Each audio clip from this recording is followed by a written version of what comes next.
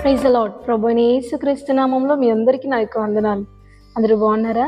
ప్రతిదినం దేవుడు చేసిన మేళ్ళను మీరు గుర్తు చేసుకుంటూ ఆయన యొక్క ప్రేమలో ప్రతిదినం కొనసాగుతున్నారని, ప్రతి ఒక్క సమస్యను దాటుకుంటూ సంతోషంతో మీ దినాలను గడుపుతున్నారని ఆశిస్తున్నాను.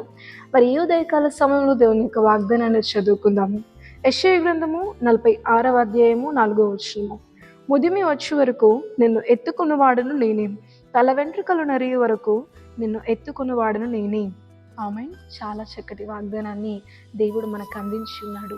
దేవుని యొక్క వాక్యం మనకు సెలవిస్తుంది ఏంటంటే, నేను నిన్ను ఎప్పటిదాకా సంరక్షిస్తాను, ఎప్పటిదాకా పోషిస్తాను, ఎప్పటిదాకా నిన్ను చంక పెట్టుకుంటాను అంటే నీ తల వెంట్రుకలు నెరిగి వరకు అని దేవుడు మాట్లాడుతున్నాడు.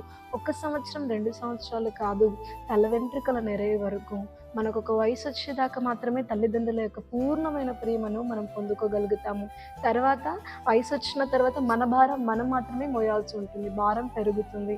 కానీ దేవుడు మాత్రము 1 సంవత్సరం 2 సంవత్సరాలు కాదు, 1 రోజు 2 రోజులు కాదు, కానీ ముద్దిమి వచ్చేంత వరకు మన భారం మోయడానికి, మన సమస్యలను తీర్చడానికి, మనల్ని చంక పెట్టుకోవడానికి, మనల్ని గారాబం చేయడానికి, ఆయన యొక్క మహిమైశ్వర్యములు ప్రతి అవసరతని తీర్చడానికి ఆయన ఎల్లప్పుడూ మనకు సమీపముగా ఉన్నాడండి.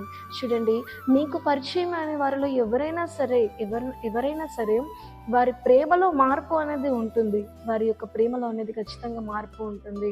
నువ్వంటే ఏంటో అర్థమయ్యాక ఖచ్చితంగా మొదటి ప్రేమను వారి యొద్ద నుండి నువ్వు పొందుకోలేకపోతావు. కానీ మార్పు లేని ప్రేమ, మార్పు లేని యొక్క స్నేహం ఎవరిదైనా ఉంది అని అంటే కేవలం దేవుని యొక్క ప్రేమ మాత్రమే.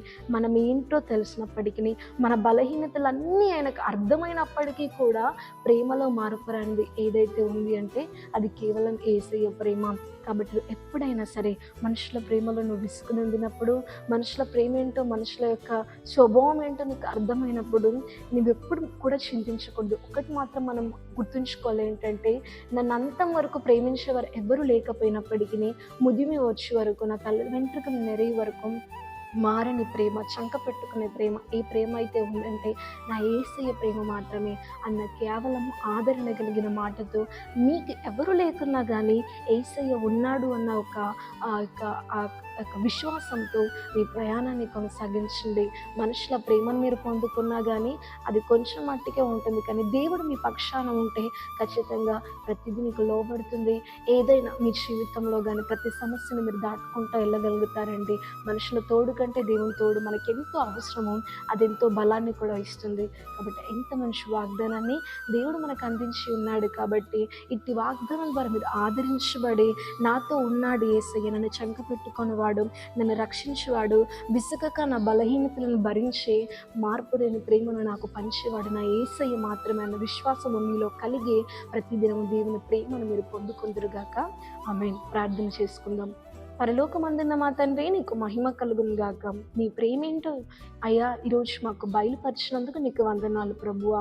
ముదిమి వచ్చే వరకు మమ్మల్ని తండ్రి యేసయ్య చంక పెట్టుకునే ప్రేమ, రక్షించే ప్రేమ తండ్రి, మార్పు లేని ప్రేమ నీది కనుక తండ్రి యేసయ్య, ప్రతిదినము మమ్మల్ని నూతనంగా బలపరిచి నీ ప్రేమలో నూతనమైన ఆనందము మాకేమీ లేకున్నా కానీ కలిగించేది కేవలం నీ ప్రేమ మాత్రమే గనుక తండ్రి, అలాంటి ప్రేమ తండ్రి మాకు మీరు ఇవ్వడానికి సిద్ధంగా ఉన్నారని, మీరు మా పక్షంలో ఉన్నారన్న ఒకే ఒక విశ్వాసంతో మేము మా ప్రయాణాన్ని కొనసాగించుటకు సహాయం చేయండి. ఎంతమంది అయితే నిరాధారులుగా తండ్రి, నమ్మిన వారి విషయంలో మోసపోయి తండ్రి, మనుషుల ప్రేమల విషయంలో ఎంతగానో తండ్రి యేసయ్య నా రాజ్యానికి వందనాలు చెల్లించుకుంటూ మనుషుల ప్రేమల విషయంలో మోసపోయిన వారు ఉన్నారు. వారందరికీ తండ్రి అలసిపోక తండ్రి, ప్రేమించే ప్రేమ కేవలం నీ ప్రేమ ఉందని మీరు గుర్తు చేసి బలపరిచి ఆదరించమని, నమ్మిన ప్రతి జీవితంలో ఈ వాగ్దానం నెరవేర్చమని ప్రభు యేసుక్రీస్తు నామములో అడిగి బతులాడి వేడుకొంచున్నాము తండ్రి. ఆమేన్.